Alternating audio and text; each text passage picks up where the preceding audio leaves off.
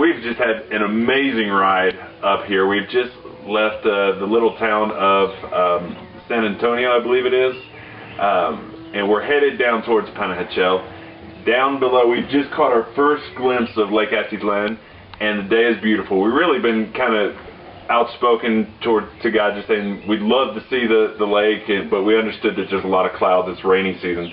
So we're really excited when we came over the hill and we could see it. So we stopped at the first place that we could, and I'll be straight with you, I'm scared to death right now, but God will help me through this one. You're gonna take a look down below. I think that you need to see the structure that we're on too. We'll show that in a little bit.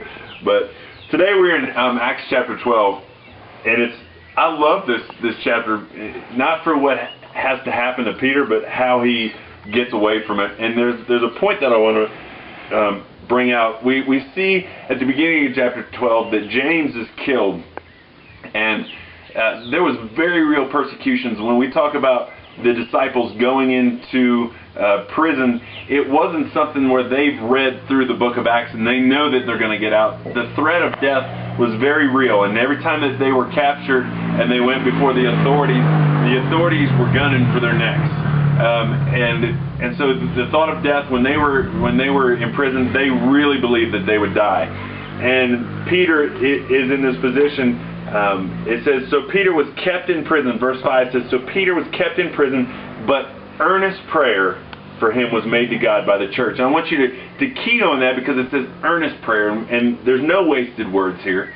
And when we pray for something, when we're asking for someone to be delivered, when we're asking for protection, it's important that the prayer from our heart is real and not just vain words that we say because it's what we know we're supposed to do in that time. So as you're praying for protection over the trip, and you're praying for protection or praying for provision, we're going to be asking a lot of things of people to bring down here, both for my driving trip and for you guys who are flying down.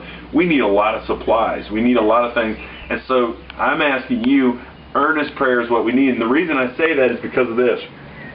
Herod gets really upset, and he wants to take care of Peter. He wants Peter to die. And we see, I'm not going to read through this, but what happens is Peter is in prison, and Herod says, bring him out this very night. And as Peter's there, an angel shows up. The shackles fall off his arm, and the angel says, come with me. And Peter thinks that he's having a vision again. You remember just a couple chapters ago, Peter has this vision of animals and stuff coming down out of heaven. So it's not out of character for an angel to show up and it be a vision. But the angel leads Peter past the guards, past everybody, and Peter says, holy cow, this is real. This is real. I'm free. And so he goes to the house of Mary, the mother of John Mark, and he knocks on the gate, bangs on the gate. They're inside praying for him. And so she runs out to the gate, and she opens it, she looks, and she sees it's Peter, and she's like totally, oh my goodness, it's you. She shuts the gate, leaves him standing out there, and runs inside and tells everybody, Peter's out there. And they're like, no way. And I'm wondering, their heart was like, yes, this is going to happen. We pray and we want protection. And suddenly it's answered. The answer is there, and they say, it's not him, it's his angel. And finally they realize that it truly is him. And so what I'm asking you is, look at everything that we need, pray over it with earnest prayer, but expecting that God can deliver everything that we need at the right time. And when it comes, don't be surprised. Be joyful, rejoice, but don't be surprised when God delivers. We've seen it on this trip. We've seen it every trip that we've come here. And honestly, guys, you see it every day in your life, but we ignore it. So use this time in the preparation to really begin to see God working in your life.